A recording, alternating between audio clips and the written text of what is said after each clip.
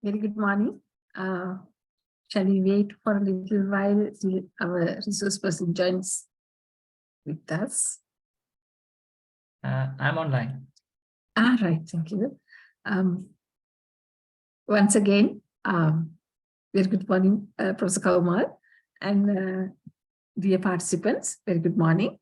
And today also we are joining with our certificate course on scientific writing.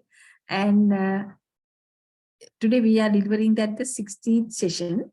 However, that we have to deliver a few more sessions which we missed earlier, and therefore that will be conducting in near future, maybe probably next week, and we are planning to finish it this year, or otherwise sometimes it may go up to middle of January. And today also Professor Kaumal is with us. He's going to tell us about that, how we can commercialize our research.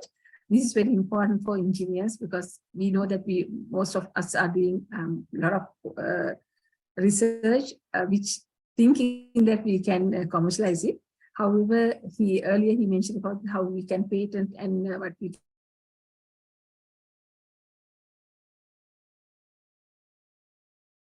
can do when we have any whatever the new developments. And today he's session. So we know who he is, and according to him, and what I came to know that for his PhD also he did it this commercialization and patenting thing for his PhD research. And so I think that we found that the right person for telling us about the commercialization of our research. We all know him that he's a professor in the Department of Chemistry in the University of Colombo. And without much explanation, and so I'll hand over to Professor Kaumal to deliver the lecture today, the research commercialization. Forum is over to you, Professor Kaumal. Thank you. Thank you, Professor Banduni. Small correction, actually, my postdoctoral study, postdoctoral is on.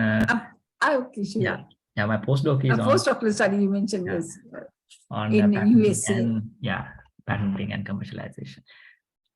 All right. Yes. So thank you so much for the opportunity. Again, this is highly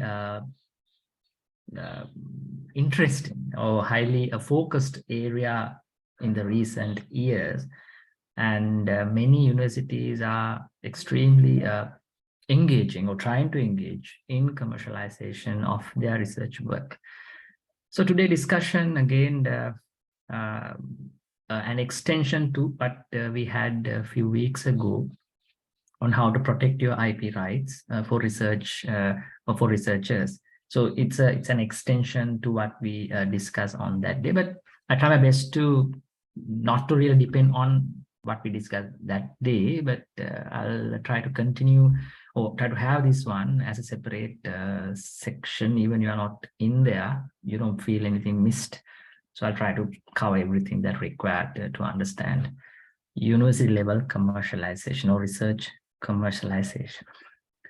So I have a set of PowerPoints, and most of the things I'm going to write on using my writing pad. However, at any point, if you have any questions, you can ask, you can really feel free to question me anytime. Okay, let me open the writing pad, then we can start the session.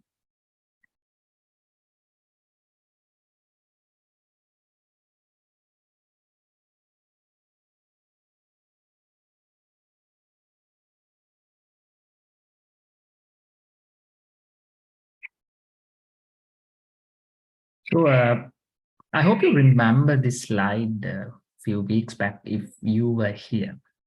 Now, the reason to show this slide, I think everyone here knows what is a patent or a patent. Now, when you perform a research work, you can get a publication. Sometimes you may come up with an innovation.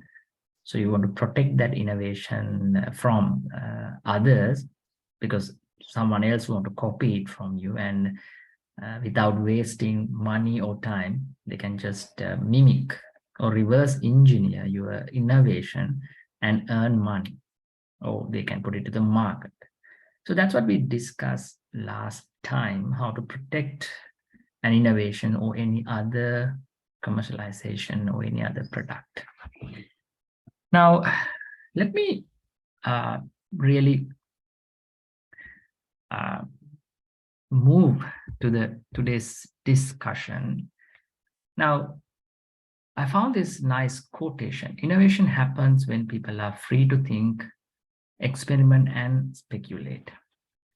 Now, people really arguing these days, can artificial intelligence really make innovations?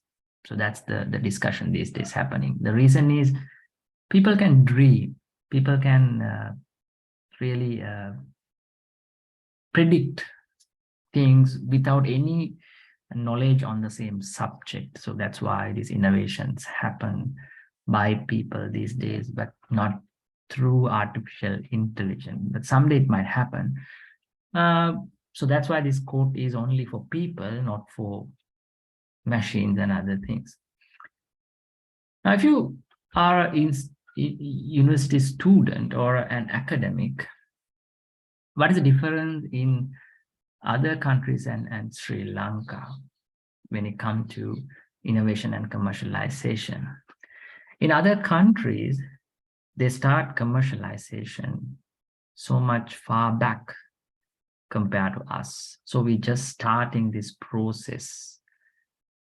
Up to now, what we did when you're doing a research, you really want to make a publication or you want to graduate.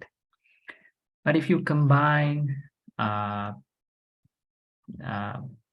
say, industry to university, things going to be extremely different. Why I say extremely different? Industry is highly practical solutions. They need practical solutions.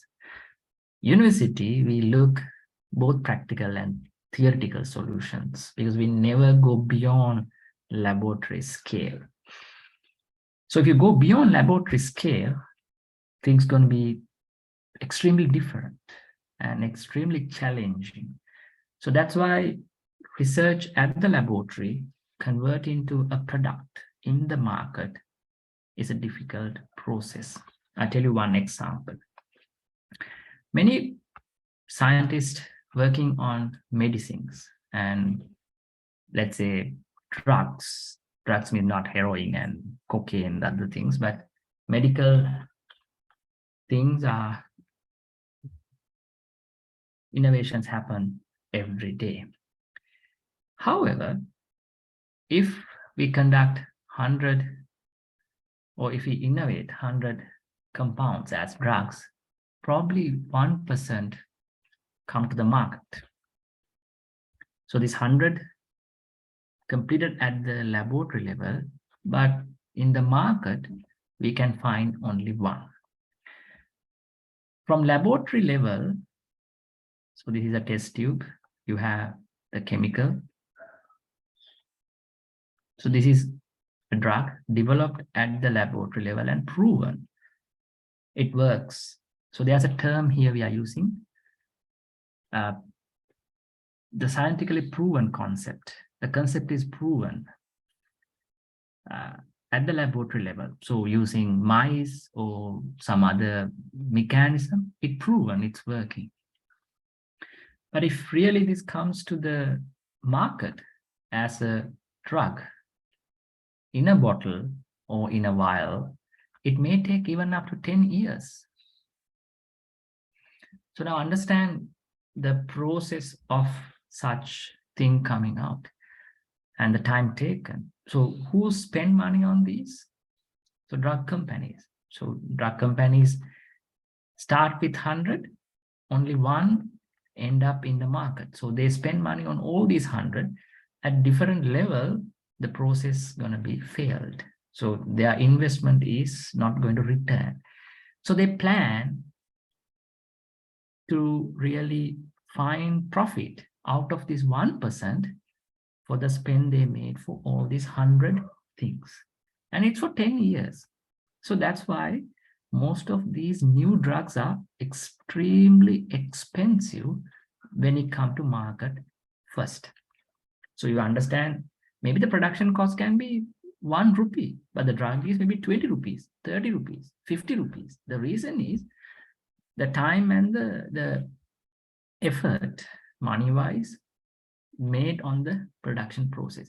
And they try to recover the loss they had for other unsuccessful attempts. So that's why it's extremely expensive.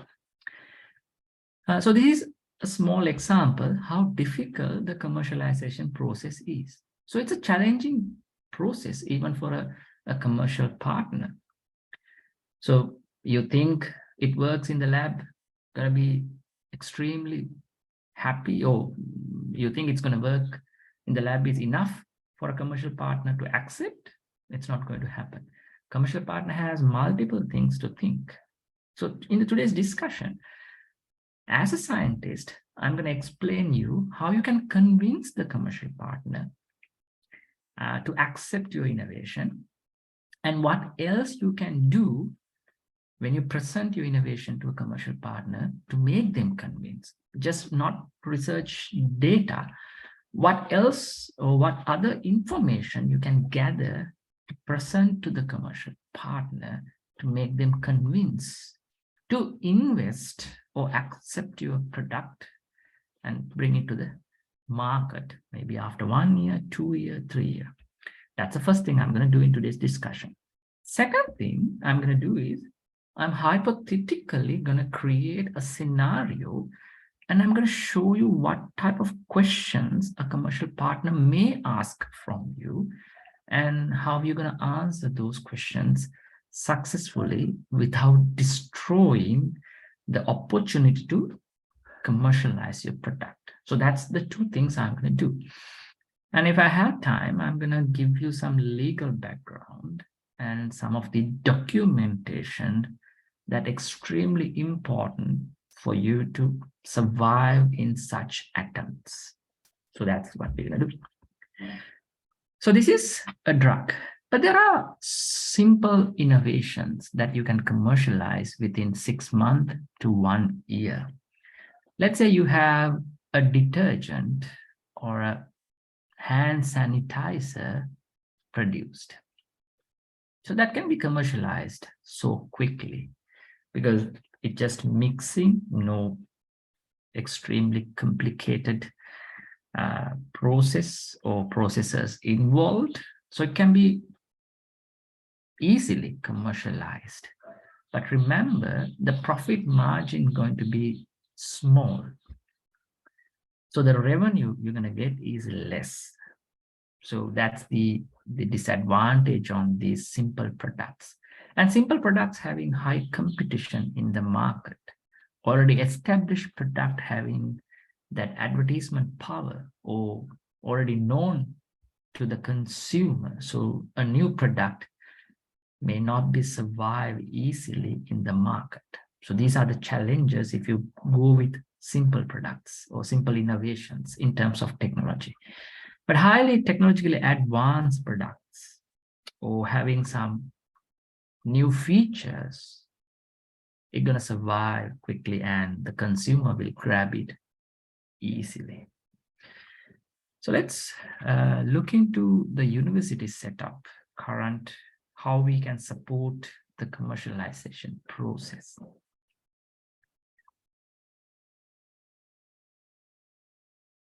So in universities, we have 2 main entities that can support the commercialization process.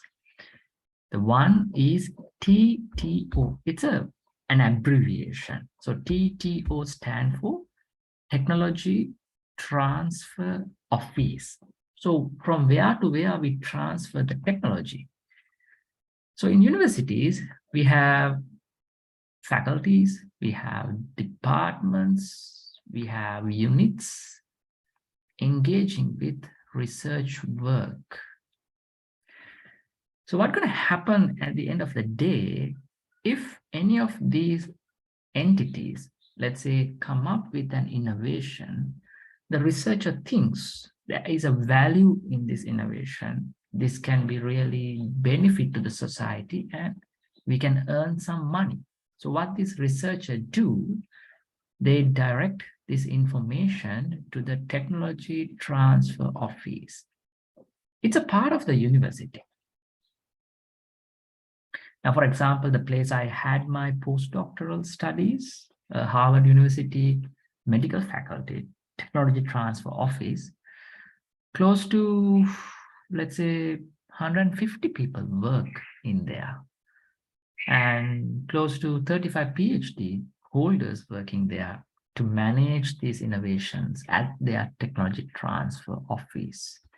So they grab the technology from the researcher, they refine it, and they try to understand it, and they have their own ways of evaluating this research and try to find the value of this innovation, the real value in terms of money.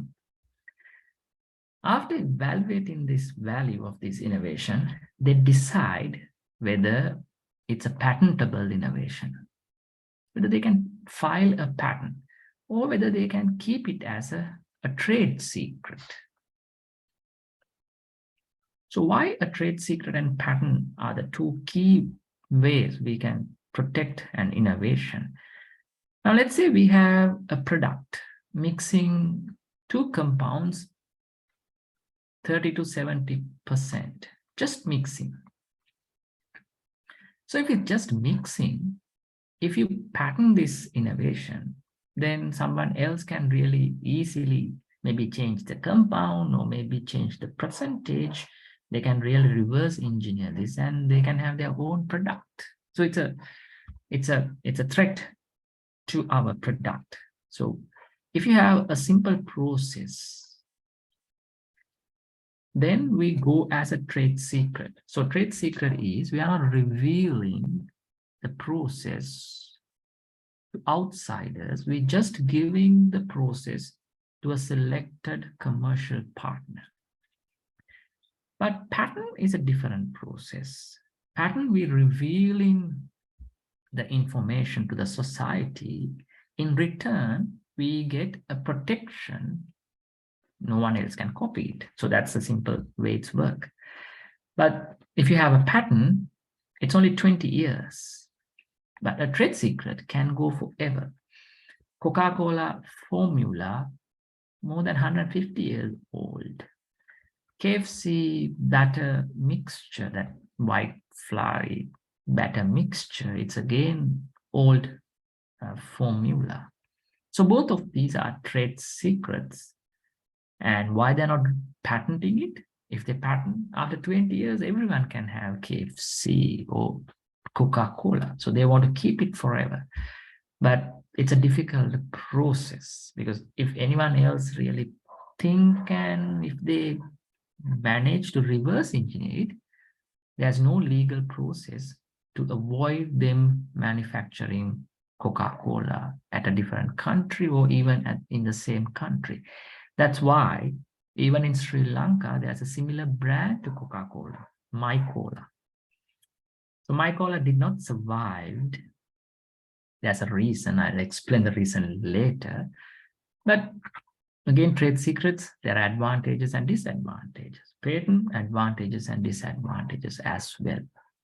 Before we move on, I'll explain, maybe later I'll explain. There's a story, nice story about developing Viagra and how much they earn and what the actual value of Viagra tablet and what is the current status of Viagra. I'll explain that story later. So then TTO decide whether we go for a patent or trade secret. If they decide to go for a patent, they file the patent. If it's a trade secret, they manage a way or best possible way to pitch or provide this information to the commercial partner. That's what they do. Then they look at possible commercial partners for these products. Maybe they look at 3-4 commercial partners, prior experience, or someone worked earlier with the technical transfer office, they trust each other, or they know each other really well, or maybe entities that leading ones in this field. So we contact these people and we let them know we have something extremely important to you. So we are happy to discuss this with you, and this can really benefit for your production or for your revenue generation. So if the commercial partner interested, then they will really come back to us and tell, all right, we are happy to discuss with you. So let's discuss. Now, this is the first thing you need to remember in the commercialization process.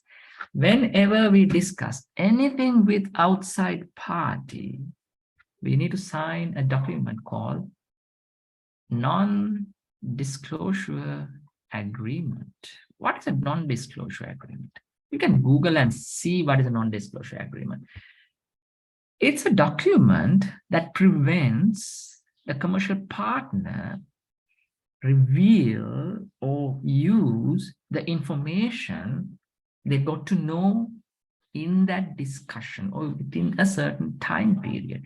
Now, let's say when they come to us, we're going to explain we have a new drug. It can be used for COVID. So this is the information and this is the structure of this drug. Would you like to take it? They say no, and they can go back and they can produce it, or they can really do something with that information. To avoid such things, we sign NDA. Again, from the commercial partner may tell us, you know what, the product we have now in our hand, not really effective. So its effectiveness is 50%. So we're looking for a better one. Maybe they're not telling that to the consumer. Since it's not told to consumer, they are revealing their trade secrets to us. So they also want whatever they're telling us to keep as a secret. So to protect the information discussed between the two parties, we sign this non-disclosure agreement. So in universities, we have something called UBLs, University Business Linkage. Moreover University, they have one. Open University, they have one. University of Peradeniya, they have one. University of Sri Javadambra, they have one. University of Colombo, they have one. So at least there should be 2 people working inside in a given UBL. So they know what is NDA and how to sign NDA. So before you discuss with any outside party, get the advice from the UBL and make sure you sign NDA. The reason is without NDA, that information can be used for any purpose. So you might telling actually the real deal to the commercial partner. It happened once to us. We developed a wastewater treatment method. Actually, we license or we transfer this technology to a leading apparel manufacturer in Sri Lanka. So we had a big signing event, photographs, multiple newspaper articles. Someone from India captured this information. They really want to get this knowledge to be applied in Indian apparel manufacturer factories. So they contacted us. So we signed the NDA. Then we start the discussion. Then do not need to discuss anything else. The only thing they ask, we had few meetings. What is the process? What is the chemical? How you do it? What is the effectiveness? That's all they want. They tell we pay this much, that much, tell us the process, this and that. We really felt, even the NDA is there, they really want to know the process and the secret of the process. Why they want it? Even they get it from us. You think the NDA will protect us? Maybe, maybe not. The reason is they are from India. So will you go to India and put a court case against them in India? I don't think any university will do that. So we had to stop the discussion because they don't want to really come to an agreement or sign any MOU, anything. They just need the information. So we had to stop the discussion. because we felt they really want to get the information from us and just leave. So we had to really give it up. So even the NDA is there.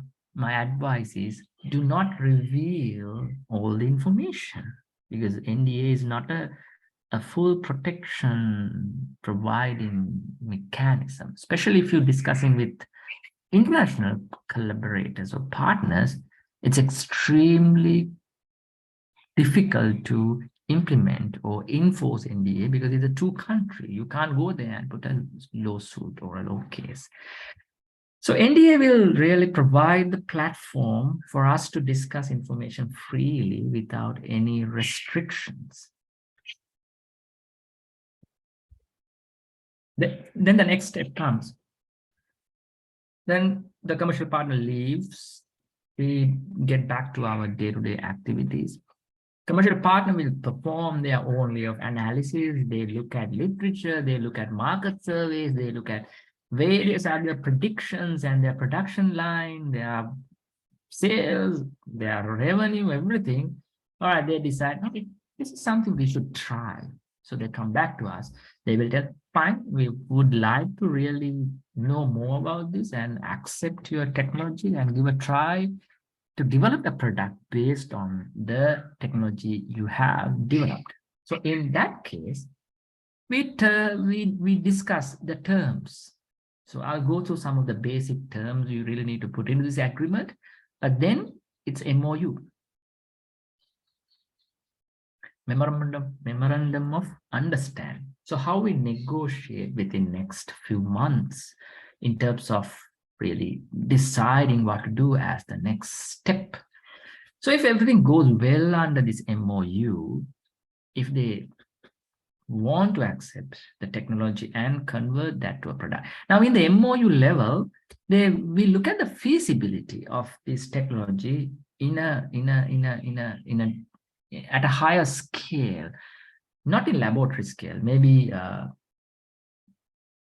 industrial scale. We try to scale it up.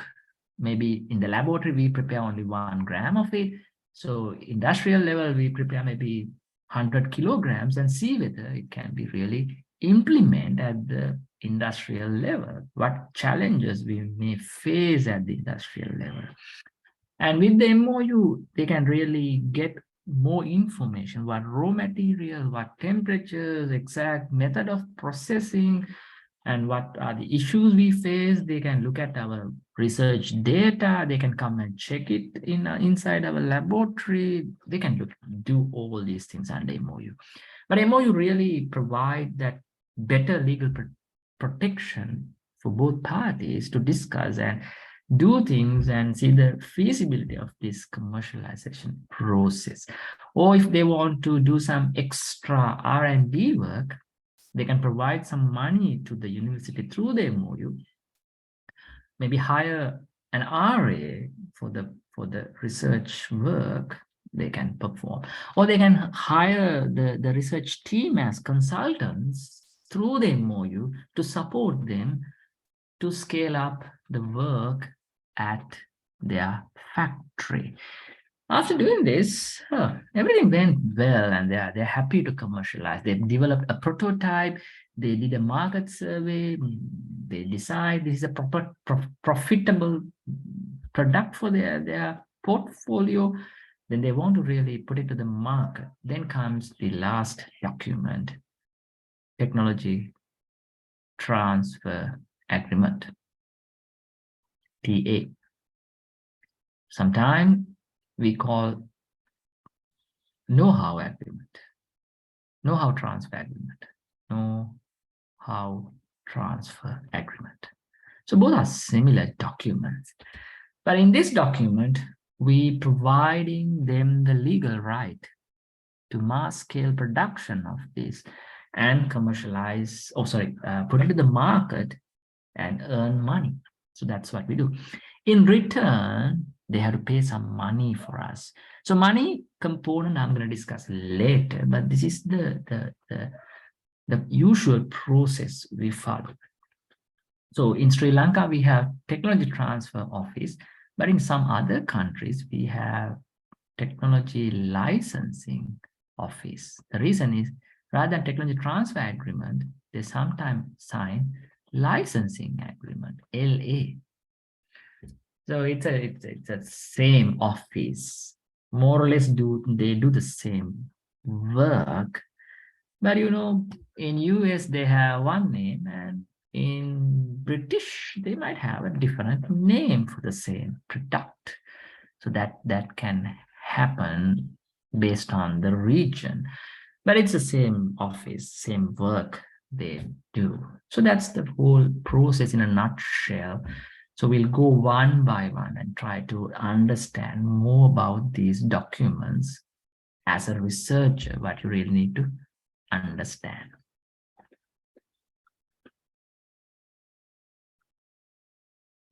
If you have any questions, you can ask.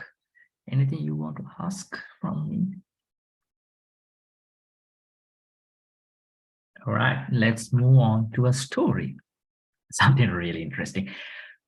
All right, we all know there's a famous drug in the world called Viagra, right? So Viagra is a drug you can purchase over the counter without a prescription. So when they really developed Viagra, they found the compound, they found the real action of Viagra. They have few issues. Now remember, are we going to patent this, or are we going to really keep it as a trade secret? For a drug, it's extremely difficult to keep it as a trade secret, because when you release the drug to the market, it's a single compound. So anyone can analyze the drug and they can resynthesize or reverse engineer the drug or the compound easily. So nothing can be done if they have to do it. So what they did, they patent the Viagra compound and its action. But now there's a extremely difficult question they need to answer. All right. They spent so much money on development, and the process took, if I remember correctly, close to 8 years to bring this to the market. From the day they patent to the market, 8 years. So how many years they have more? Only 12 years. They have more to earn money. They spend so much money on the product development and research. Within 12 years, they have to earn so much money to cover the expenses and a profit. Remember, they need to cover not just the expense they have made on this product manufacturing process. Maybe they have other 100 products failed for the same purpose. So they have to cover those expenses as well. So that's what they are trying to do. So they come up with a really extremely innovative method, and it's used by many commercial or manufacturers. So the usual price of Viagra is close to, let's say, £5, right? Or €5. But after the patent period, when it's expired, people manage to come up with the generic version of this product. It only cost maybe €0.1. So you see the difference. Maybe 500 times cheaper, the generic product, after it's coming or released by after the patent period. That's why Panadol, how much it's a cost, but paracetamol is a generic name. Panadol is the brand name. So under brand name, it's expensive. There's a reason, I'll explain that later. But under generic name, it's cheaper. If you go to a pharmacy, if you ask paracetamol, you can buy it for a cheaper price. But if you ask Panadol for the same purpose as a painkiller, it's expensive. So that's why if you buy anything over the counter, try to find the generic name, buy it from the generic name. So that's what we do. So what they did, they came up with this trick. They developed a unique shape for this tablet, like a diamond shape, right? a shape. The shape they protected as an IP, intellectual property, the shape of it, as a industrial design or a shape of a product. They protect it as a IP. Now they have a patent for the chemical formula, and they have a IP protected for the shape. Not just shape, they added a color, the purple color. It's difficult to find drugs with purple color. Tablets purple color, it's extremely difficult to find because drugs always come with natural white color or yellowish color sometimes, but putting a different color, it's extremely rare. So they did it in a purpose. I'll tell you the purpose later. So they come with this color, purple. Again, it's protected. The color and the shape, they protected. Now, what happening with the color and a shape? Have you ever remember anything by name? Sometimes you remember more of them based on their shape and the color. So you go to some shops and you ask, diamond head. That's how you ask. Can I buy that drug with the diamond shape? Because it's difficult to remember the name of a product sometimes. Or we ask, that's how they ask if you go to a shop. Maybe due to two reasons, no one would really pronounce the name openly because maybe they have a social phobia. People may think really bad about us using this drug. So the shape and the color, they somehow embedded inside the head of consumers. That's what they did. So after 20 years expired, many similar drug came, but not with the same shape, not with the same color.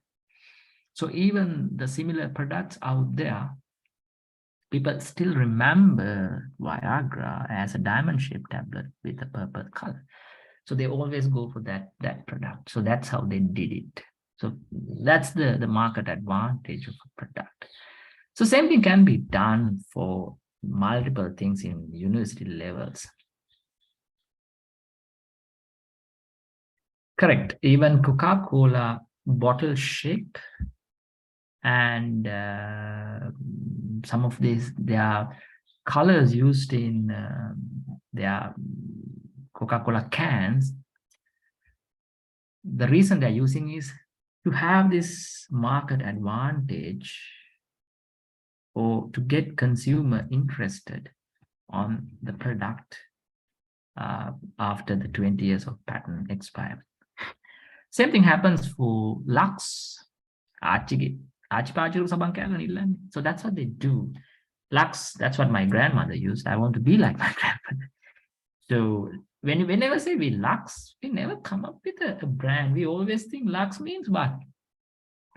A soap used by ladies. Whenever say we Sunlight, a soap used to wash our clothes, not just the brand. Now, if you go to a shop and ask, Sunlight, then the means is not asking that specific product. What we are asking is something to wash our clothes. Lifebuoy, a soap for men. Lux, a soap for ladies. Sunlight, a soap to wash our clothes, not just product. But those manufacturers did something really innovative. They somehow embedded into our head, Lux means soap used by ladies. So we always think Lux is used by ladies. So that's what they have done to keep that market share. So this is the story of Viagra. How about the story of Coca-Cola? Now, in Coca-Cola story and My Cola, even My Cola give a really good go. The market share they could grab is how much? Maybe 5% or even less than 5% in Sri Lanka. These multinational companies, they do a really, really bad trick if similar product comes to market. They have extremely good advertising network. They have extremely powerful financial background. So what they do, if a similar product comes to market, what they do, they purposely reduce the price of their product. They give 30% discount for a maybe 6-month period. If you go to some of these supermarkets, you see 30% off, 10% off, 20% off. There are multiple reasons for that, but in many cases, if a similar product comes, they give extremely good discount to consumers. So buy one, get one free kind of a deal. So the new product they invested, they can't really go with such discount. They have to pay their bills, salaries, recover the investment. So what will happen is they cannot really overcome the power of these multinational company products. At the end of the day, either they have to sell their factory to the multinational company or they have to shut it down. The reason is they don't have a really good chance to survive. There's a comment. Yes, Coca-Cola trade secret kept among 3 employees or 2, I think it's 3 people, living people in the world. Now remember, these 3 people never fly in the same jet. Why? If jet crashes, all 3 people die and no one we never gonna get Coca-Cola again. So that's why they really don't let 3 people travel in the same plane. Same thing do by British royal family. The person currently hold the throne never travels in the same plane with next to the throne. The reason is if both dies, they're going to be extremely difficult situation. There's another product similar, KFC batter mixture I explained earlier. Remember that batter mixture, they divided into 2 parts. One set of people only know how to produce one part of it. The other set of people know how to produce the other part of the formula or the recipe. Then both produce separately. No one knows what other knows. Then they mix these together and come up with a final mixture. That's what they say. But I don't know whether it's true or not, but that's what they say about this KFC mixture. All right, so let's move on to about these agreements and the other things, because it's the part we really need to discuss. Before we go, most universities can develop a similar approach. Now, let's say Moroto University, we can come up with like Mora products with a nice kind of a way to write it, the way I wrote, maybe with a nice set of colors or lines, kind of that. So what we do by this, anything coming out of University of Moratuwa gonna have this logo. Let's say Moratuwa University, they are having extremely good technology transfer office. I know the person leading the transfer office. He's a really very educated gentleman with so much experience. I think he can help any of you if you are in the Moratuwa University. Please meet him. So by doing this, what we do is we put this logo to products coming out of a certain university, and the people will see this logo in some of these products. So that's what's going to happen. So with the time, they really remember the product, but they remember the logo. So they start to believe, Mora products, a good one. So university is going to have this brand power, and they can really use it for other purposes. So that can be done. So again, the same thing can be done by Open University. Open University have many publications. So they can come up with a name like Open U publication. So Open University, I'm gonna break it into small piece. Open U publication. So again, with a nice logo, Open U pub. So kind of that, or just Open U. So Open U means opening your eyes, kind of that kind of a meaning, Open U. So then it's going to be a logo or a brand name for all the publications coming out of Open University. So with the time, people definitely going to know that Open U is a really good set of publisher like Elsevier for World or widely for world, open you for Sri Lankan academics and for students. So that kind of a marketing strategy can be used to have that brand power. So branding is a different process. Again, you can protect these using, let's say, as a trademark. So think about that if you are having that kind of an opportunity. So that's again a commercializing some of our university brand to the outside and using a new logo or a new strategy, maybe a color, maybe something like that.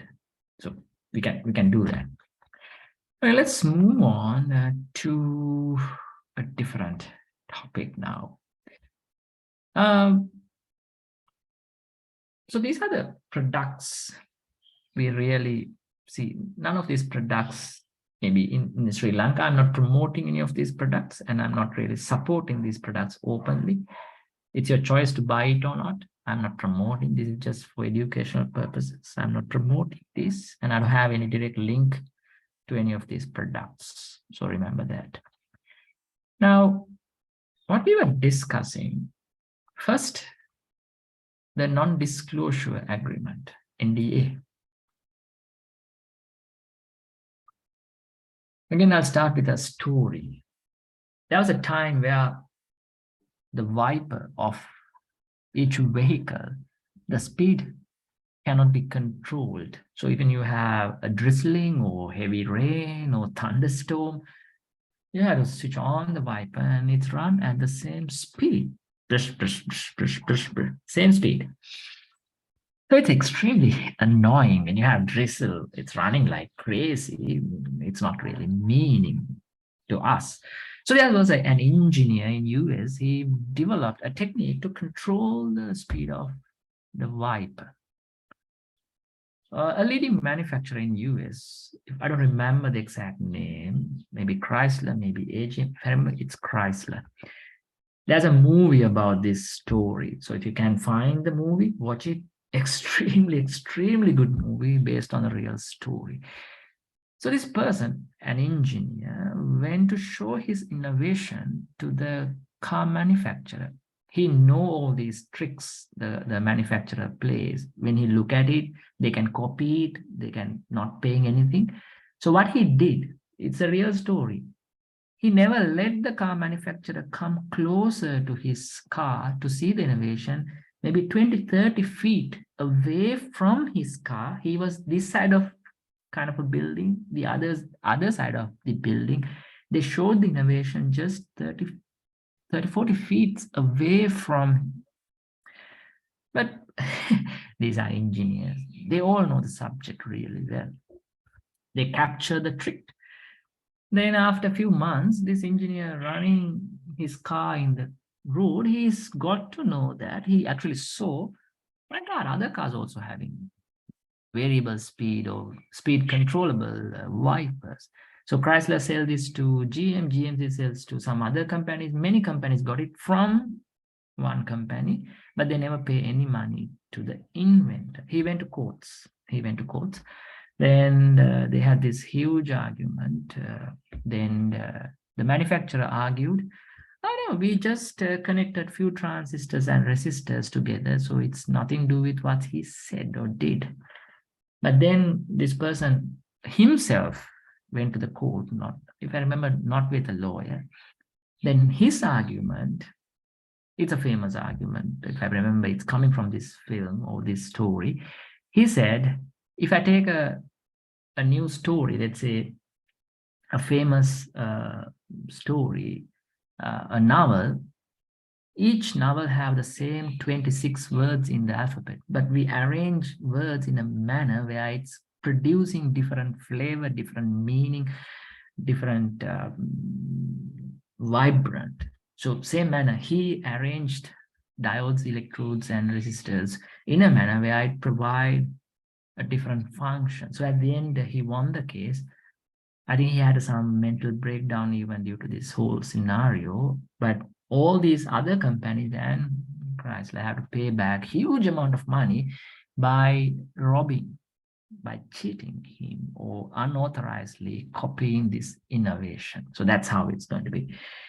So that's why we always tell, sign the NDA. Now, NDA protects both parties, not just the innovator, also the industrial partner.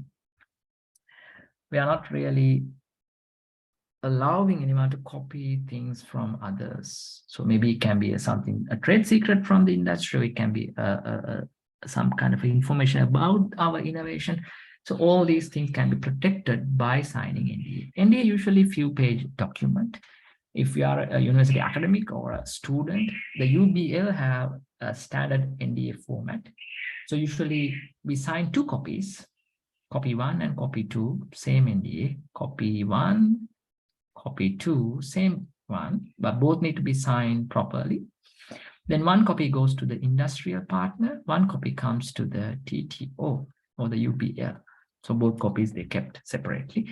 Now we then let the research team and the commercial partner, fine, you can discuss things freely, but we always advise the research team, because scientists are really honest people in most cases. So when we start talking about science, we don't want to hide what real innovation is. We freely tell, oh, we had this and that, it's really effective. You heat it to exactly this temperature. We explain everything. So that's our nature as scientists. But unfortunately, that's not going to work in an industrial platform. You have to be extremely careful, not because we distrust our commercial partner, but all are human. So the best way is, before we go to the meeting, we always decide these are the things we're going to tell to our commercial partner, or we decide we're never ever going to explain or tell these secrets to the industrial partner. If they ask that question, we answer honestly. We know that, but we'll discuss at a later day when we have an agreement to industrial scale production, or when we have signed the MOU, we can openly discuss that component. But usually industrial partner then brings the trick. Without knowing that, how we can decide whether this is effective. We need to tell that to us. Don't we just tell that part only. So that's the trick they use. But remember not to tell any of these sensitive things unless you have a strong legal bond or you see some really good opportunity to commercialize. So that's the advice. It's not just to trick them. That's rule number 1. Rule number 2, never tell lies to each other. Now, sometimes the effectiveness is 80%. We just say, it's 99% effective. Or we might say it's stable for only 1 week. We say, it's stable for 6 months. Never exaggerate your information or lie to each other just to get benefits. It's illegal.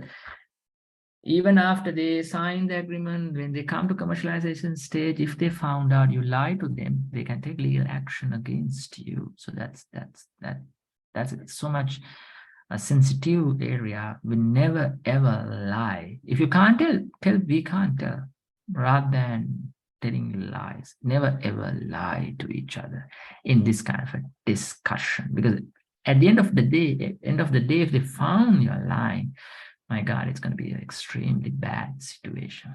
So that's why this UBL is there to support and provide or guide. Usually this discussion headed by UBL from the university side.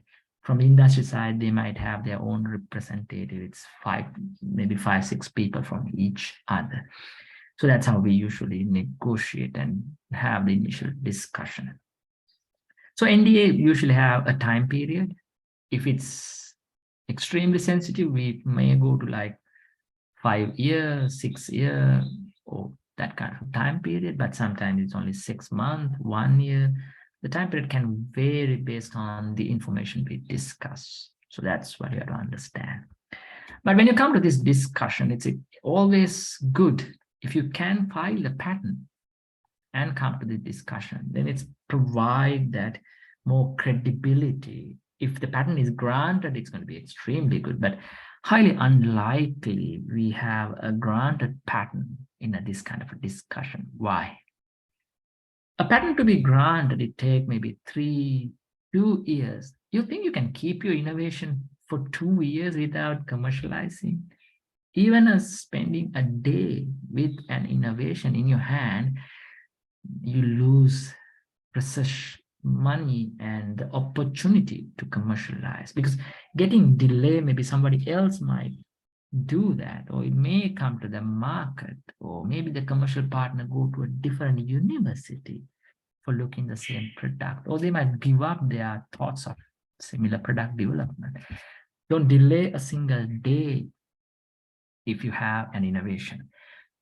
So having a patent filed provide that credibility for your work. Or if you have a patentability search and show them, you know what, this is a patentability search, it's patentable. If it's patentable, you can really get this benefit because no one else can do this.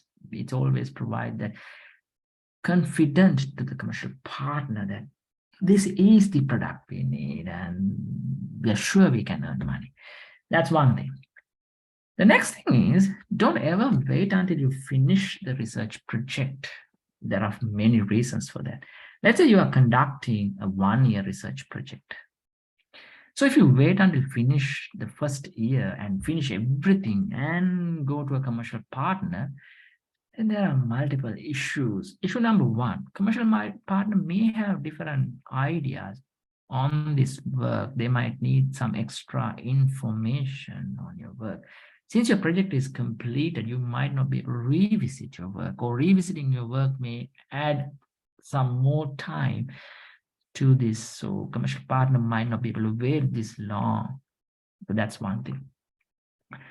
The other thing is maybe the student already left from the university for PhD or to a job. It's extremely difficult to bring back the student again and redo the whole thing. So that's again disadvantage. So the best time to really look at a commercial partner when you have a proof of concept, when your concept is proven scientifically with some data. That's the time you need to talk to UBL to file a patent or to file a commercial partner. Then UBL quickly help you. You can also do that, but again, try to go through UBL. It's extremely important to get that legal coverage and some additional support. When you have this concept is proven, try to find a commercial partner. Multiple benefits you can have. Number one, commercial partner may add some money to your research work because they want to get it done quickly, maybe give some support or industrial assistant, or maybe some of their instrument or some resources to use with your research work. Number one. Number two, they might have any new ideas to be put it into your research. Number three, the most important one, they can really ask what they need, so you can redesign your research to get that information. So that's why don't wait until you finish it. When you have the concept is proven, try to find a commercial partner. It's again save time, get some benefits. So that's the advantage. There's another thing to say about NDA. We always forget to sign NDA with our students. So again, if it's a commercialization process, we always recommend the research student and the research supervisor to be signed NDA. And we can tell this openly to the commercial partner. We tell, same NDA signed by the research student and the supervisor or supervisors. Then the commercial partner have that confidence. Fine, that's really good. So we can discuss this thing openly with student. And the other thing is, even student leaves the university and join a separate industry, the student already signed the NDA. Student cannot reveal some of the information that gain or known through this research work to the competitors, so that confidence is there to the commercial partner. So it's extremely important the research student and the supervisor also sign the NDA. So that's about the NDA. Any questions about signing an NDA? And do you have any issues to be clarified about NDA? Then I'll go to the MOU.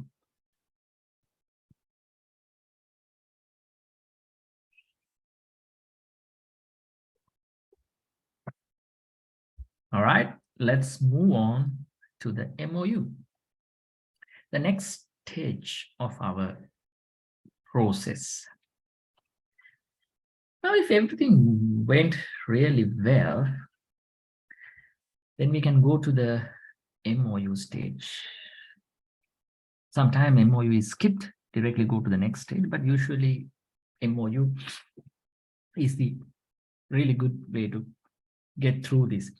Now, remember I said earlier, if it's a 1-year project, after 4 months, we have confident, or the concept is proven scientifically that this is going to work. So we're going to contact an industrial partner with the NDA. We explain, they're happy about our invention. They want to really think of or use it as a product in their portfolio. So the MOU will gonna be the next step for me. Maybe someone else can suggest, no, we can sign licensing agreement or TA, technology transfer agreement, or know-how transfer agreement. But I think MOU is more meaningful and more productive in this process. Now, MOU can be just a legal or understanding document, but in this kind of a process, I always think it's good to add some money terms as well. Now, for example, signing of MOU, the industrial partner show the commitment to us. To show the commitment, we can put a small fee, maybe 250,000 at the signing of MOU. When we go to commercialization, we can deduct that from that transaction. But in here, bringing some money, they might ask, why you need money? We can say, because, we really going to engage with you and we're going to change few things about research, or our plan going to be a little deviated to provide the answers, and we are spending time and we can't go to another commercial partner. We're going to commit it and the time is spent with you. So we can really deduct this money, or we can return this money at the end. If you really commercialize, we can give it back. No issue. So then the commercial partner having this really bind with the university, and they know they're serious. That's why they ask money. And if the commercial partner pays money, we also know they're serious. They are really want to do this. Because sometimes some commercial partners, what they do is, if they see a product coming out from an inventor, if it goes to a competitive manufacturer, maybe they have some disadvantage. So what they do is they show the commitment, but they're not really allow us to, or they are not even them commercializing it. The commitment means commitment is shown, but they are not really commercializing. They're gonna hold the commercialization process for some time to avoid it being transferred to a competitor. So, but this kind of a money-based commitment, that will really bring the trust to a level where we can really work further down. And this can have some other things. For example, within 1 year, the prototype need to be developed. If it's more than 1 year, then they have to pay some penalty fee. So it's push the commercial partner to the commercialization. Even for university, they can put some guidelines. So we have another only 1 year. You have timelines. After 8 months, we need to bring them the laboratory scale prototype. Then we have to provide them some other information after this, or again, our research team need to be consultant in their industry to provide some consultation. So we can add the consultation fee separately under MOU, or they can add, within 2 first years, you can't tell this to anyone, or we are the only partner, this and that. So these things can be added here. Or even they can add the research student should work in their industry after graduating for 6 months. Those kind of terms can be added. But remember, when the student-based things added to this agreement, You have to be really careful, and students need to be signed any documents separate, because students do not have any legal bound to university like us. Employee agreement is not there for students after graduation. I mean, we can't really bound them using any agreement. So those agreements, if it's a student-based agreement, student need to be signed separately. So remember that. So the MOU really provide a roadmap for the commercialization process, or the product development process to a industrial scale, or prepare the both side to commercialization. Now in here we can have other information like we need to provide some assistant university level. If they want to get something tested, we provide that assistant, or we can put, they need to provide these chemicals, or mass scale production, they need to provide these assistants. So all these things can be added to MOU. So what we provide, what they provide, what we commonly do, that's what cover in MOU. There can be money terms, there can be a Gantt chart also to really visualize the timelines we're going to meet. Or we can have milestones. After 4 months, they have to provide this, we have to provide that. Or we can have monthly meetings agreed in MOU. So all these can be included in the MOU. So MOU is, like I said, the roadmap. So when the commercial partner have everything completed, when we are completed, that's the time we're going to meet again after the MOU, and we're going to discuss, right, are we going to commercialize or not? So that's what we do. Now there are two sides of this story. First side, if both say yes, if one say no, so what's going to happen? So this is an extremely complex process to be really resolved. If both say yes, no issue. Why? We can sign the licensing agreement, or technology transfer agreement, or know-how agreement. We can go for the commercialization. I'll explain that later. But if one says no, what's going to happen? That's really something we have to understand. So if one says no, what to do should be part of your MOU at the beginning. Then both parties know what will happen when we say no. If we say no, maybe we have to return, in return, maybe some other ways we have to repay what they have invested. Usually we never ever agree on that, right? The reason is we never ever agree on that. So don't do that.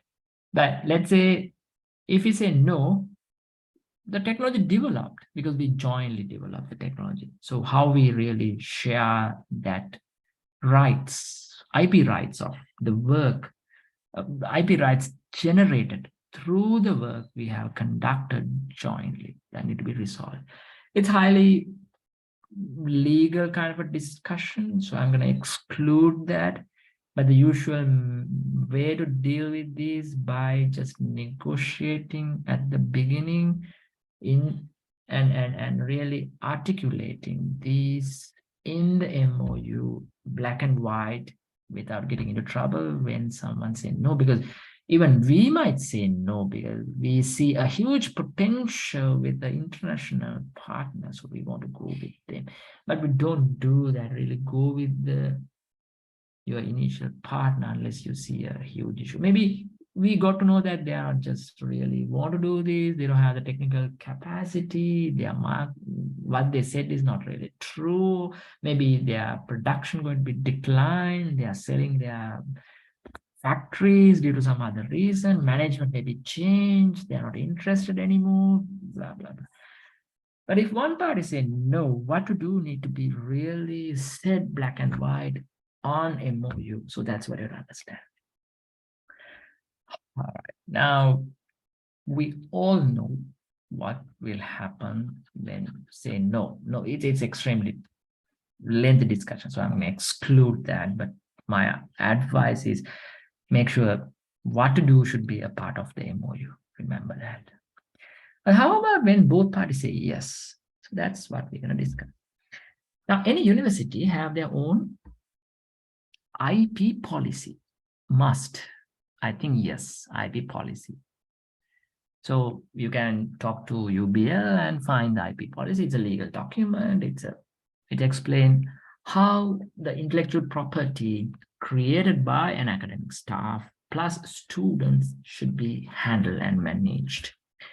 Some universities have a commercialization policy. Again, some, not all, right? So sometimes both are in the same document, even though it's called IB policy, maybe both are in the same document, similar what we have in University of Colombo. We have both as a single document. Now, why this is important? Because what really motivate us to do innovation is what we get in return. Sometimes in return, you are happy, people using your product, society get benefits. That can be a reason. But most commonly, the reason can be, I'm getting a paycheck, a money. Why I develop something and industry developing it mass scale, it goes to the market, whatever the revenue they generate, I get some money. And university gets some money, department gets some money, faculty gets some money. That money can divert to infrastructure development. Again, that money can really motivate others to do innovation and commercialize. So this money need to be handled carefully, because when it comes to money, people get animals. People never really understand, sometimes discuss and resolve issues when it comes to money. That's the issue. So usual practice we do in many, I don't know many, but usual practice recommended is to avoid any issues.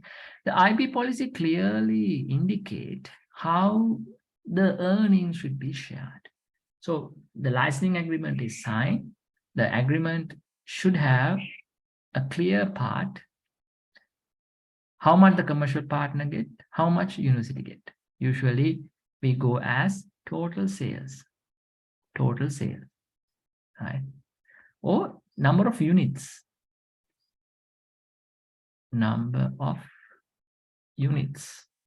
So let's say number of units, 1 unit, 1 rupee should get to the university. If you created, let's say, University of Peradeniya developed face mask for COVID based on some kind of a nanotechnology. So each face mask, sale of each face mask, if I remember correctly, the University of Peradeniya are going to get 10 rupees in return to the university. And you don't believe how many face masks this manufacturer sold. I think they sold over 1 million. See how good the revenue university gets. So that money can be invested so much effectively to develop infrastructure. Even they can buy an instrument. Some other countries, some drugs developed, like anti-cancer drug developed. Some universities earn money to set up a single department, a building even, millions. So that's how much we can earn. But remember, single innovation can really change the ball game to a no to yes. Huge amount of money comes to university. Really interest comes among the faculty. It's going to really change the whole dimension of commercialization process. So there are multiple ways. Total sale, maybe 3% from the total sale, or per unit, maybe 10 rupee. Like I said, instead of Peradeniya doing that. So this is what usual approach. But again, sometimes we put some kind of a ladder kind of a scheme to motivate the commercial partner. All right, first year, maybe 1%. Second year to fifth year, 2%. After that, pay us 3%. Because commercial partner really need to recover the investment first few years. So we allowing them. Then they pay us more when they are really good. Or we can say first 10,000 units, you pay us 5 rupees per unit. But after 10,000 units, maybe 10,000 units to 100,000 units, you pay us 10 rupees. So what that makes, more you sell, you pay us a little more. That's really good deal for both sides. Then they get more, we get more. So that's how the university is going to get money. This money comes to university And the commercialization policy clearly, or IP policy clearly is gonna spell how the money should divided among the university entities plus staff members. Now remember, UBL going to get some money from this. Money comes from the industry. We're going to say this money coming from the industry, royalty payments, right? Royalty payments. So from the royalty, the UBL gets some percentage, university gets some percentage, faculty gets some percentage, and the department gets some percentage. So everything comes here, 50% of the earnings. The other 50% goes to the inventors. You have inventor 1, inventor 2, inventor 3. That's not necessarily required to be divided anything equally among all the inventors or equally among all the entities of the university. But the percentage we divide among each entity or each inventor should be decided at the point of signing the licensing agreement. The reason is when you get more and more money, you start to get more and more greedy. So to avoid any complications among, I don't know, among humans or among these entities, better to really clearly mention the percentage at the beginning when you're signing the licensing agreement. So these are how we really share the royalty fees. In US, it's not 50-50. 60 goes to the university, 40 comes to the inventor. You might be really unhappy, but that's how they deal with it. In Sri Lanka, in some universities, 60 goes to the inventors, 40 comes to the university. Again, it's a good way to motivate researchers to more and more inventions to be made and commercialization process to be motivated. It's the choice of the university. So you can decide by looking at the IP policy of your university, and you have to stick to that unless you can go back to the council and make any changes to the existing IP policy. So these are royalty payments, But sometimes there are some other payments also involves with our licensing agreement. We have sometimes technology transfer fee. So it's need to be paid upfront when you sign the licensing agreement just to show the commitment. So we can add 5 lakhs, 1 million payment at the beginning. In addition to that, some royalty payments later. Or we can add that upfront fee paid at the beginning. We exempt a similar amount of payment from the royalty. So upfront fee to keep the commitment or the engagement. And sometimes we add, if the industrial partner failed to commercialize after 1 year, every year they have to pay some penalty. Because why they're not commercializing, we don't know, for some reason. But by not commercializing, they are wasting our invention and wasting an opportunity to earn money. So they have to pay some penalty to the university because they failed to commercialize at the right time as agreed. But again, don't really stick to the rules and regulations. The reason is sometimes there can be issues like economical situation of Sri Lanka, electricity issue, COVID issue. So always be little lean, discuss and decide. Don't go as like strictly on those things. But remember, this commercial partner going to be with you for a longer time. So give something back to them, and then you can get a little more from them later when the trust is built. So this is how, and some of the simple things you have to really understand commercializing and the commercialization process through a licensing agreement or a know-how or technology transfer agreement. But there are one more thing need to be explained here. Based on the IP policy, in most universities, I think almost all universities, the ownership of the invention or the patent rights or IP rights belongs to the university, not to the inventor or inventors. Since it belongs to university, you are only going to be listed as an inventor in the patent document or recognized as an inventor under that invention, or the product is launched. They're going to really tell, oh, these are the people who invented this. But they never say, these are the people who own this. They say university owns the invention and these are the people who invented. So that's how they really tell. Now, let's say you want to change the university. Someone from University of Colombo going to transfer to University of Melbourne or University of Harvard, but they cannot really take their invention with them. The ownership going to retain at the university. Even you change your office from University of Colombo to University of Peradeniya, since you are an inventor, you get your paycheck every year when university get money. So they're going to send you a check or they're going to direct deposit money to your account based on these proportions and based on these numbers priorly agreed. So that's how everything going to happen. So remember that. So that's something you have to really understand. So that's how we really go next stage using an LA or a TA or know-how agreement. What else you can really add to a commercialization, this kind of a document? In many cases, I have seen they really put joint research into this licensing agreement or further development to this licensing agreement.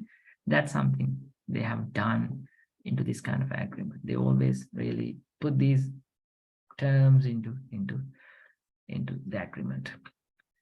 So from the beginning till now, I explained how we can really commercialize anything you invented through a research project you have conducted. Because engineers, they always develop things directly related to the society. So unlike hard science, like chemistry, sometimes we do measure the catalytic rate of a certain catalyst. So it's not directly commercializable. It's extremely difficult to commercialize such things. But engineers always come up with products, ideas, and concepts and prototypes, etc., that directly can be commercialized. So these explanations I have done up to now, it's directly anything coming out of a research project, undergraduate, postgraduate, or any project conducted by a team of academics in a university or an institute. However, there's another component I had to discuss. So I kept some time for that component. Before I go to that component, any questions up to now? I had to drink some coffee. If you have questions, ask. If not, I'll jump to the last section.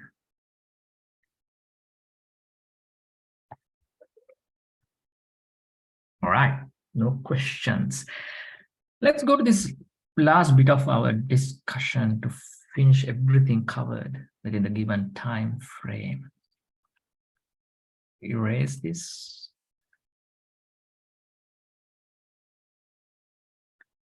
Now, sometimes industries come to universities or institutes asking about answers for their questions. Now, I know many industries come to University of Moratuwa asking answers for their questions. They even put laboratories within the university to really have this industry-university engagement, to strengthen university-industry engagement. Now, earlier we discussed research project coming out of our own research or research undergrad, postgrad. But the next section is funded projects.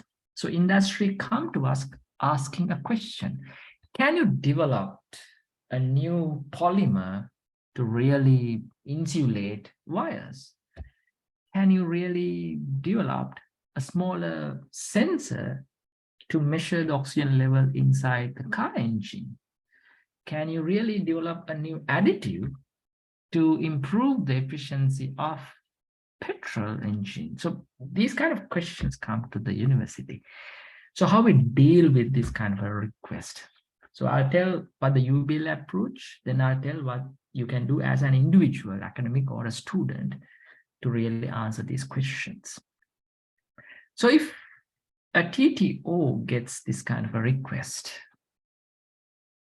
or the technology transfer office at a university, you get this kind of request, I'll go to the known example. University of Colombo, we have a UBL. That's the entity handling all these IP management, patent filing, and commercialization.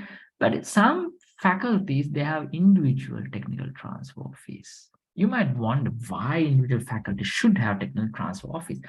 The reason is, to understand an innovation, you need to have some knowledge in that field. Now, if someone from medical faculty, if they bring highly subjective innovation to me, it's sometimes difficult for me to understand that. The reason is I'm not a medical person. Similarly, if I bring a chemistry question or an innovation to an engineer, sometimes, not always, but sometimes there can be difficulty of understanding. So any innovation coming from that faculty, there should be a competent people within a faculty to really handle it and really provide some guidance to you. So that's why Faculty of Science, we have a technical transfer office. We established that in 2012. The UBL established in 2018. So the faculty level one have little more experience than UBL. We get many requests from industry for the faculty level technology transfer office. So what we do is, if that industry directly requests from the technical transfer office, based on the field, we send that information to academics who really working in that field.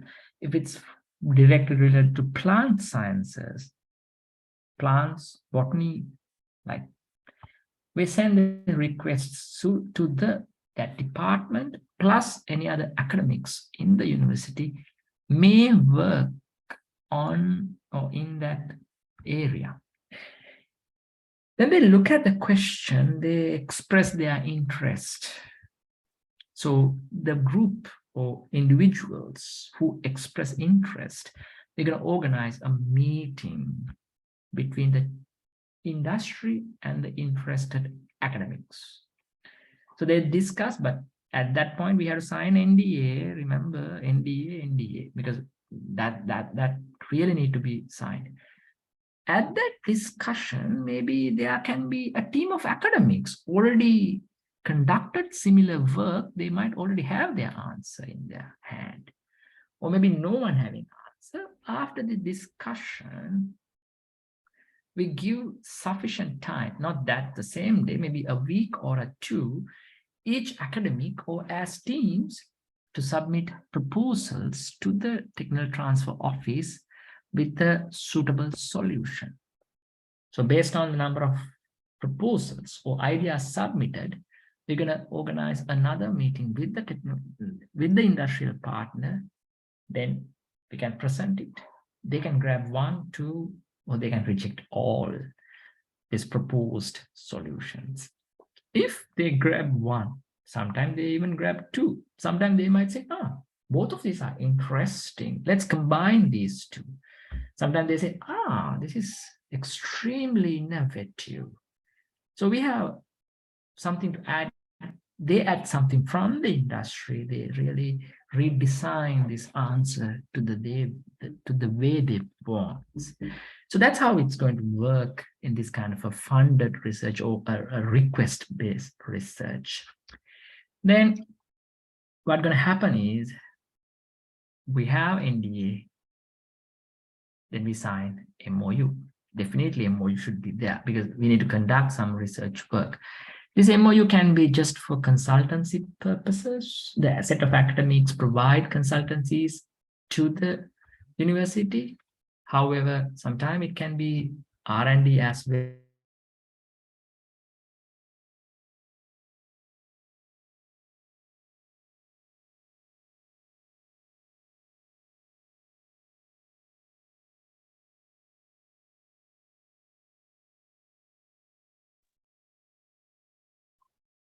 Sorry, I just mistakenly clicked the mute. All right, so then this MOU really covers, it can be just consultation. The team of academics provides the consultation to the industry. So then the number of hours they spend on consultancies can be included, and that need to be really put the amount of the charge. Even it can be academic plus a student, we don't know. But remember, if you're an academic or a student full-time, you need to get council approval for consultancies. Careful. Then sometimes it can be a full R&D work. So how full R&D work comes? This MOU have a time period, 6 months, and they provide research money, and they provide their own RA, or they allow us to hire an RA, right? So everything comes together. There's an agreed time period, milestones are given. They might not pay full money at once. Based on milestone, they pay. Usually go with milestone. The reason is, if you take the whole amount, if you cannot do it, it's going to be a disaster for you. So if you have milestone, if first milestone failed, it's less really lost to the industry. Maybe you are not really in a huge issue because first milestone failed. I mean, in science, when you attempt, it can be failed, but if you take the full payment, then it can be really an issue. Always have this discussion and monthly meetings and presentations, and industry really need to give inputs to you. So these are funded projects.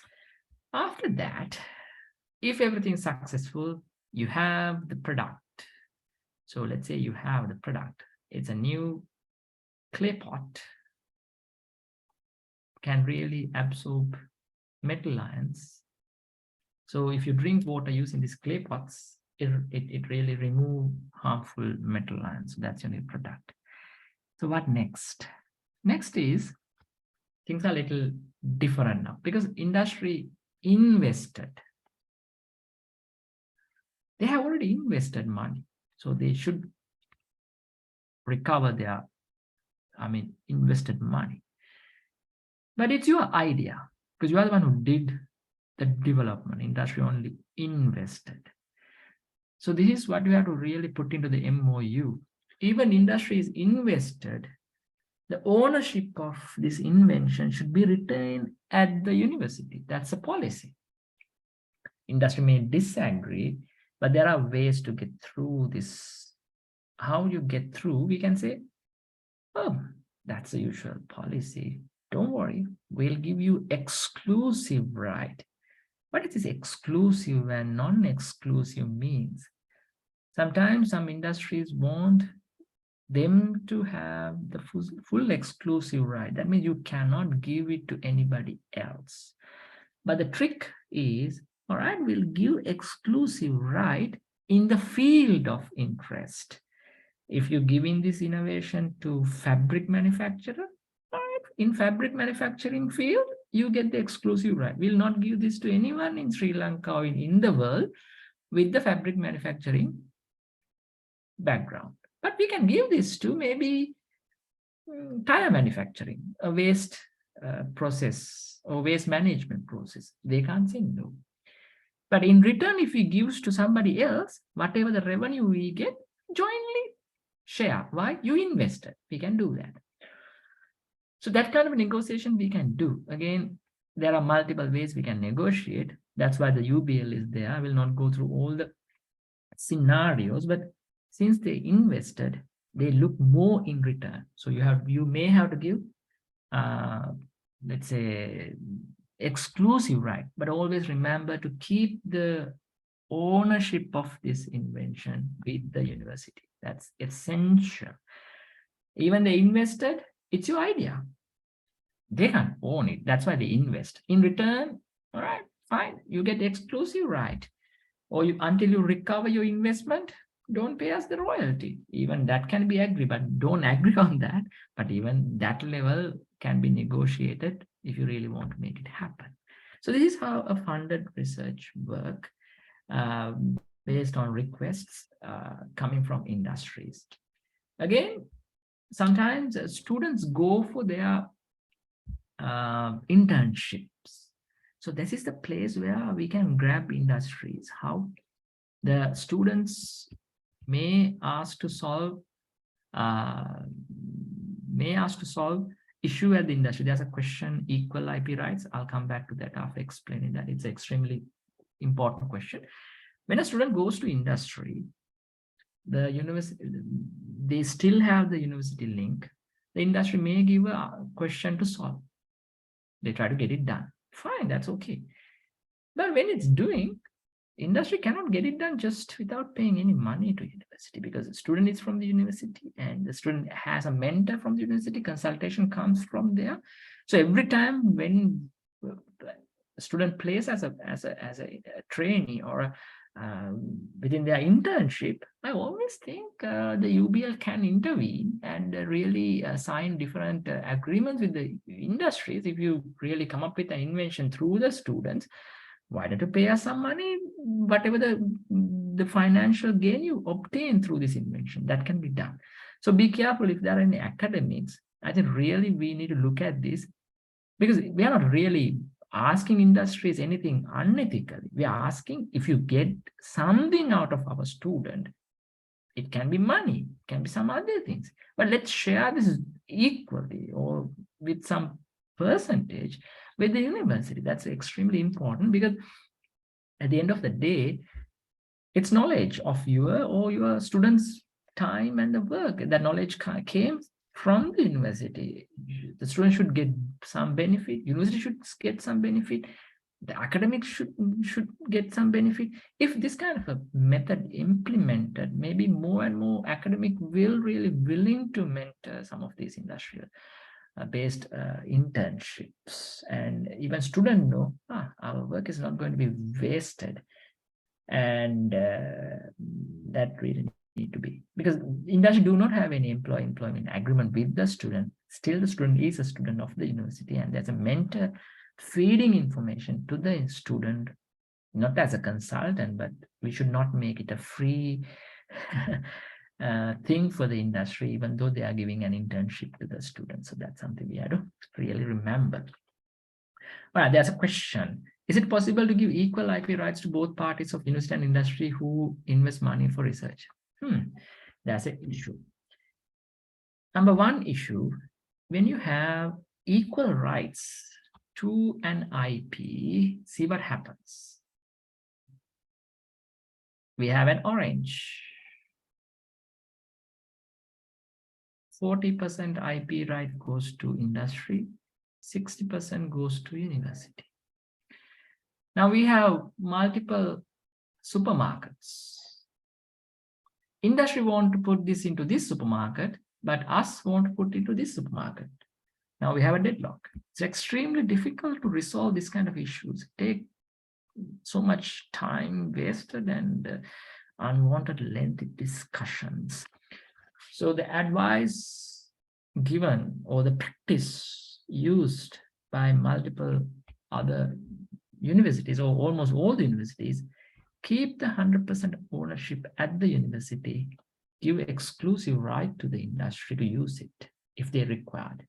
But don't let them to keep it in their cupboard and not use it, because the knowledge came through the university. So usually give the exclusive right or give opportunity to recover the investment with some revenue or some other benefits, but keep the ownership at the university. And again, when you file something jointly for IP, I think I explained this, even this IP protection discussion. When an IP is jointly shared, are you willing to lease a building jointly owned by two people? You have to discuss with both parties. One say this, other one say that. After 1 year, one need it, other one say no. Extremely difficult situation. So always we like to negotiate with a single party and sign agreement between two parties. If you sign a tri-party agreement among three parties, those are extremely legally complicated process. And we always really recommend to keep the ownership of any IP just for the university, not to share with anyone else. Even though they funded, they have to understand funding process not gives you ownership. Funding process can give you other benefits like exclusive rights or maybe payment exempt for a certain time period, lesser percentage of royalties, or provide consultation free of charge for the first year, or provide the priority when we developed any product based on this technology and give it back to them, a priority. So those are the benefits they can have because they fund it. But don't let them own the IP. That's not because we don't like them, but it's make the life so much complicated. This can happen if they sell their company to a different company. The IP rights goes with the merger or transfer. Then you have to deal with a separate entity. You never know those people. The verbal or the agreement, they might not really want to do it. They might want to do that, do this, difficult process. So do not share IP rights with multiple parties. It always brings complications to the process. So that's what we have to really understand. All right. And the last part of our discussion, few advices. Now, most of our research work, while we are conducting research work, we would like to present our work or publish our work. That's extremely good because as an academics or research students, we like to see a publication, and that really provide the opportunity for students for higher studies or finding a job, etc. But if you miss the first discussion on IP protection, a publication required so much data and maybe multiple trials and information, but to file a patent, you might not need that much of information. So file the patent first. If you really want to file a patent, then go for the commercialization, number one. But if you keep it as a trade secret, when you put out the thesis, maybe trade secret is gone because it's now a public document. Then we have to be a little careful. If you deal with an industry and keeping any process as a trade secret, it always important part. When the publication or when a thesis is coming out, send the thesis to the commercial partner and really make sure we are not revealing anything that destroy their opportunity to earn money. That must be done. That really must be done. That must be done because if you haven't done that, give me 1 second. I have a call.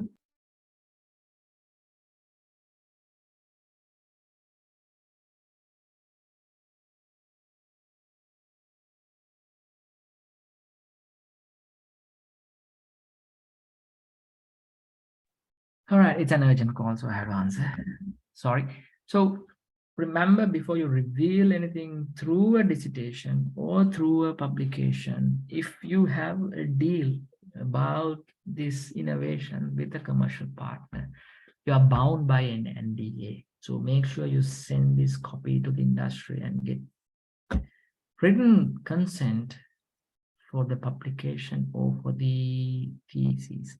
Now, thesis sometimes not need to be included. Some sensitive, maybe we can exclude some of key points in the thesis, like temperature of the process can be excluded. I mean, we can put a range of it. There are ways you can really keep things as a secret. Even you need to come up with a thesis to graduate or to earn your degree. So remember that, because you are bound by NDA. You can graduate, don't worry. In that Viva, you can say, we commercialize, see the product. You can buy even from the market. But unfortunately, I can't tell you the exact temperature and etc. because we're bound by the NDA. That's perfectly fine. You can put a signed NDA as an annexure to your thesis, and that's okay. That's accepted. That can be done. Even in US, there are research projects conducted with the Army and some of these funding coming through security forces. You can't even put pages of information to the thesis because it's protected by some kind of a government act. So that's what you have to understand. So this is how you have to be really careful and when you're dealing with industries. But again, remember, commercialization is an important process. One last advice: if you patent anything, if you plan to patent anything, make sure you have a commercialization process in line, because patenting is an extremely time-consuming process and some resources need to be added. If you are asking UBL to use their resources and time on your patent, drafted and file and everything, make sure you have the genuine effort on commercialization. Otherwise, don't waste their time. That's a request. Just don't take a patent just to have a patent. Have a patent because you want to commercialize. Otherwise, no point of having a patent. Remember that. Then just go for a publication. That's perfectly fine because you need something out of your research work to show the world that you have done something meaningful. But a patent always must come up with a genuine effort to commercialize. If you don't have a genuine effort to commercialize, never ever just ask UBL to file a patent. All right, so that's what I have in my small book, what to discuss for the day. So I'm coming to the part I said, that's all I have. If you have any questions, please ask those questions. I'll try my best to answer those questions. We have roughly another 10-12 minutes to answer the questions. So what I got, that's all. Thank you for listening. It's Q&A session. I'll try my best to answer questions if you have any questions.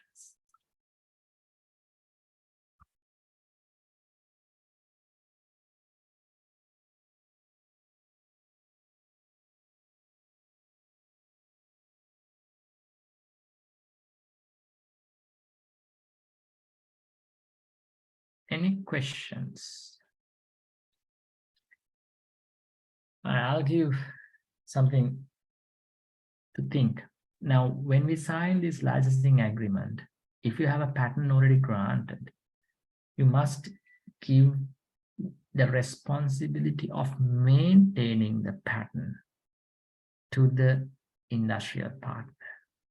The reason is university no longer want to spend money on maintaining the patent, because after commercialization, the patent is now worth to the commercial partner. So you have to really be given that opportunity for the commercial partner to take care.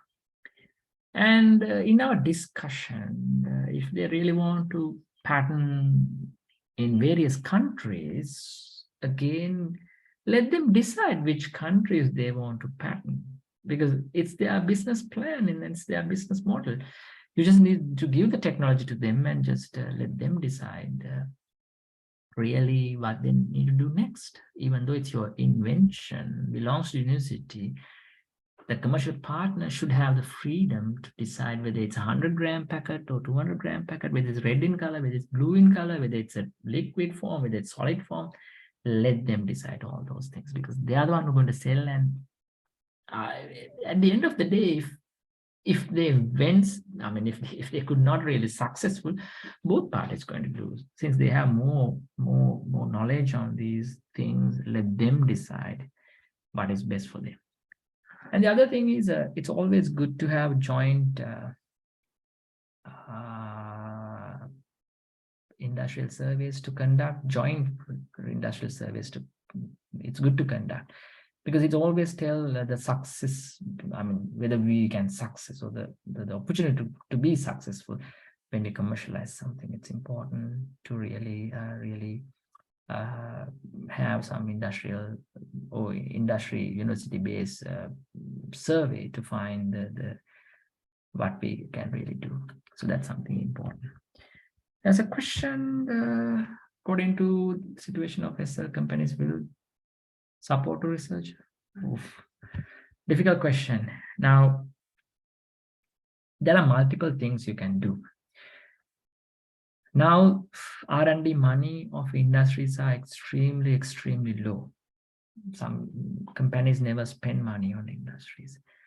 But you can find small industries who trying to really successful under current situation. Or students want to have their own startups. So talk to the UBL of your university, or maybe if you're coming from an industrial, if you're an industrial representative, what you can do is look at the existing IPs, which is not really protect Sri Lanka. IP granted in US, but not really protect in Sri Lanka.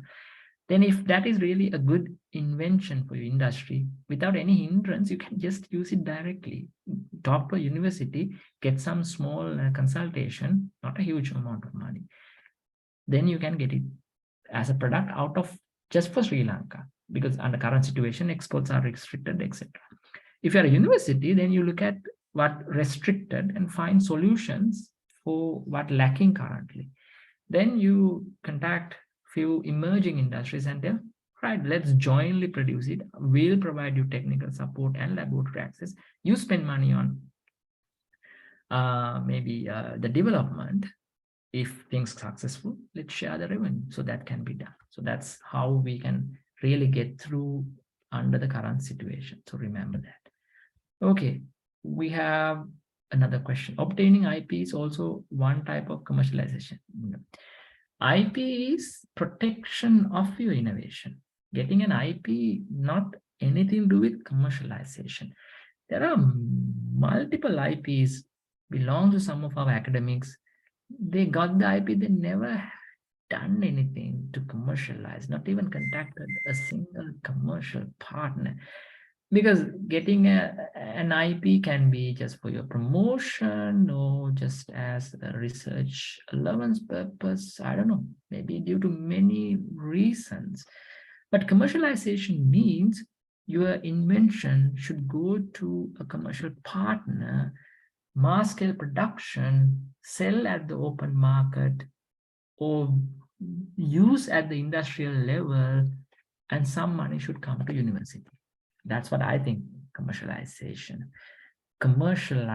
commercial partner should be there. But filing an IP, the IP protection, it's like you have 1 million in your hand, you put it in the bank.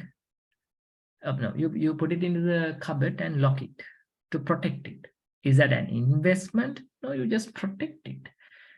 You can put into the bank as a fixed deposit for investment, or you can invest that in a business to earn money more. So if you have an invention similar to 1 million rupees, getting an IP means you protect that. You can put it into the cupboard, but it's not investment. Investment means you put money somewhere and invest. In return, you earn money through your 1 million. Similarly, you have invention. If you can earn money by giving that knowledge to an industry, that's what commercialization is. Another question, why does getting international patent will take such a big amount? All right. Now, each country have their own payment structure. Because now think, if the US patent cost 10,000 rupees of Sri Lankan rupee, my goodness, even everyone will file US patent. So make it difficult of filing a patent by raising the amount you need to pay. People who really won't do that, then their time and effort will be saved. And if you really want to get an international patent, I don't think university have money to spend on that. So international patent filing should be a part of the industry. If industry have an MOU, we usually include any international patent filing should be done by the industry. But still the ownership goes to university.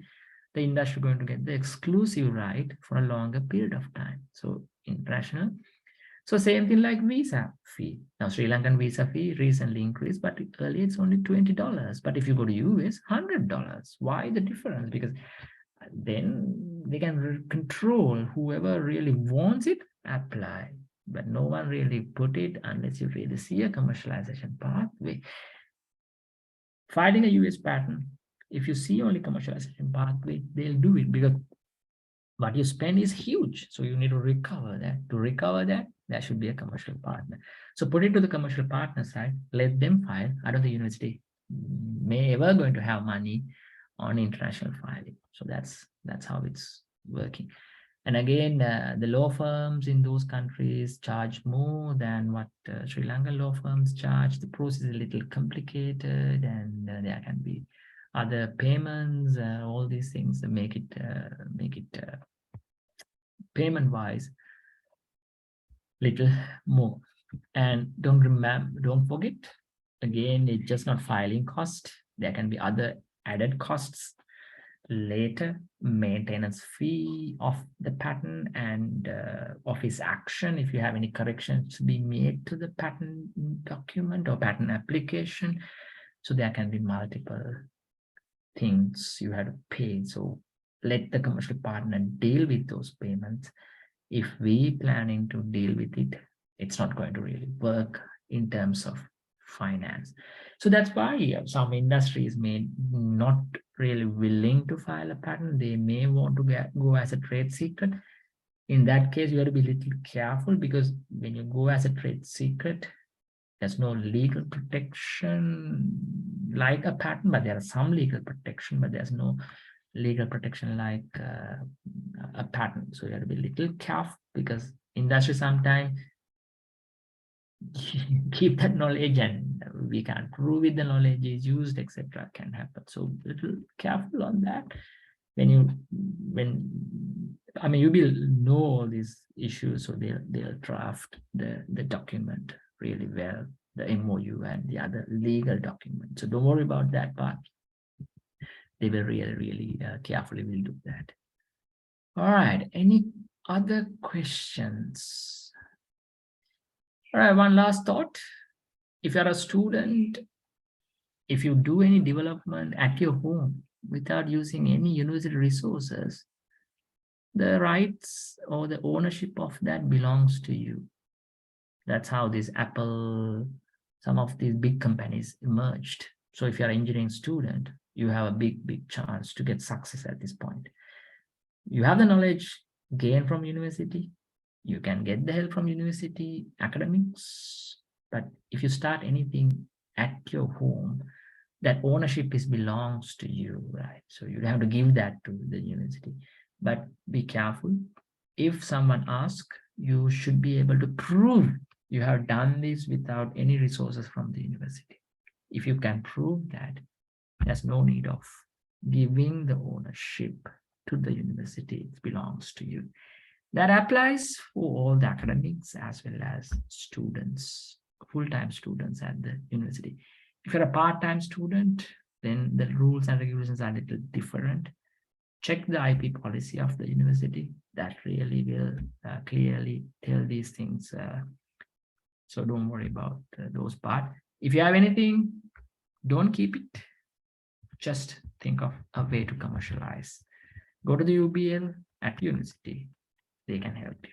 So that's my last advice. And we are almost reach the time. Yeah. Professor Kaumal, there's a question about the international patent. I already answered that. Yeah, I already answered that, Professor Bandhani. Yes. Right. I answered okay. Yeah. Yes, I think that's all I got. I think the time is all exactly 11. So we are really yes, thank you. Right. If you have any questions, ask, but we are done. My part is done. Okay, thank you very much, Professor Kaumal. Once again, very interesting and very informative session. And I hope that all the participants agree with me. And always you helped us for success of this program. And I think we are going to end for the program also by next week, probably. And if my international resource persons agree to carry out the lectures on next week, because of they are in the Christmas holidays. And with that one, once again, thank you very much. And I think you have covered several sessions, number of sessions, very informative and very interesting, as well as that you address the participants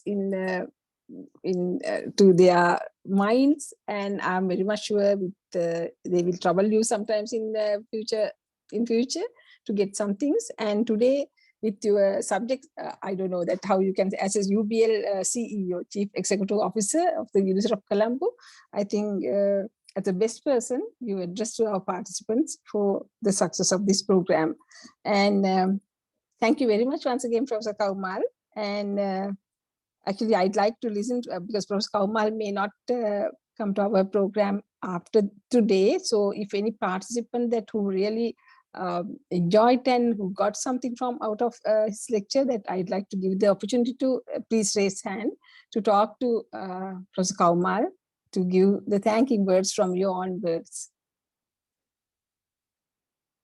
Anybody who prefer to talk to Professor Kaumal?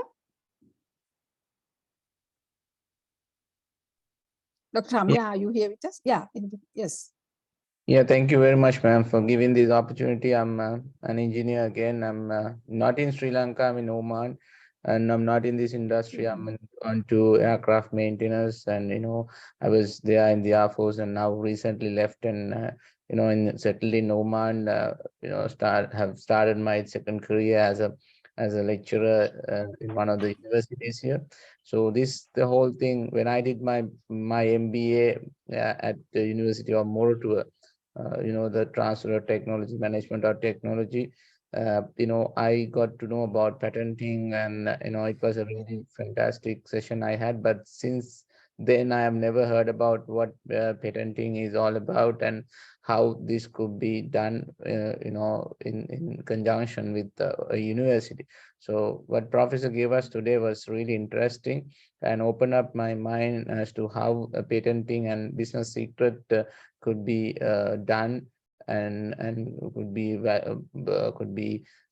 valuable as far as the marketing secrets are concerned. So that was an eye-opening for me by the professor, and I would like to carry on in this field and be in touch with the professor, so that I'll be able to get more information on this, and then maybe in future to use it for myself as well. So thank you very much, sir, for being so nice, and it was a very interactive session, I guess. And the other thing is you were so friendly, and your vocab was easy to understand, and also the way that you conducted, we had no issue of having any problems. I think that's why nobody was giving us any questions. So thank you very much, sir, and I hope to see you once again. Thank you very much. Thank you very much, Engineer Sharika, and anybody else. And I'm really happy that you from the overseas that you joined with us. So that means that our program has reached to overseas engineers also, that who are the members of IESL. And I think I'm glad, actually, even myself, or I think many of our participants, they may not know about the patenting and how we are going to do that. So what Sharika said, Engineer Sharika said, is exactly correct. So I'm fully agree with him. Thank you, Sharika, for opening and give us some address us to the gathering, as well as Professor Kaumal. Thank you very much. And anybody, I'd like to listen to them, actually. Not me, I know that Professor Kaumal like to see that how they feel about his lectures.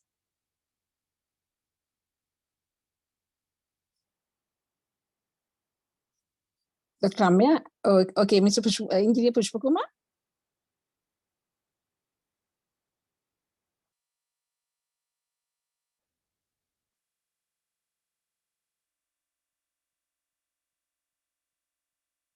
Right, if anybody one thing to add, my email address, I put it in the chat for everyone. So if anyone want to copy it, you can copy it, or even you can Google it and find. Okay, so with that, if no one is going to address, then thank you very much once again. So shall we wind up the session for the day? And Professor Kaumal, once again, behalf of the IESL, and also behalf of the Library and Publication Committee, thank you so much for joining with us to make this success, this program. Thank you very much. And we, the ISL as well as the Library and Publication Committee is again waiting for your valuable contribution to the continuous professional development of our engineers in future too. Thank you very much once again. And thank you all for the participants as well as to Mr. Shamila and Mr. Engineer Mantikandaratna for joining with us today and to make this, to helping us to make this program success. So the next week will be the last week. Most probably, we will let you know with the resource person details and all other. And thank you very much, dear participants. And you are the strength of us, our program. And future also that if you are requesting the good programs that we will here to give it to you. This, as I told you that this is not the today, it's not the last day. Once again, Professor Kaumar, thank you very much. And we all have a nice day.